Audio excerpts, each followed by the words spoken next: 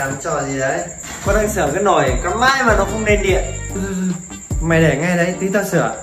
Mày đang vào nó lành thành ra lợn què đấy. Bố sửa luôn đi, không tối nay là nhịn này bố ạ. Thôi được rồi, để đấy. Đứng đi, để tao sửa. Đây bố sửa đi.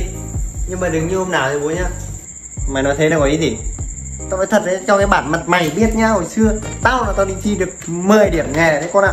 Thì có phải con không tin bố đâu. Lần nào con chẳng tin bố. Nhưng mà lần nào bố cũng làm con hết hồn à. Mày ấm nước thì bố cắm 2 dây chập một. Xong rồi bếp ga thì bố lại không cắm dây ga. Còn sợ lắm đấy.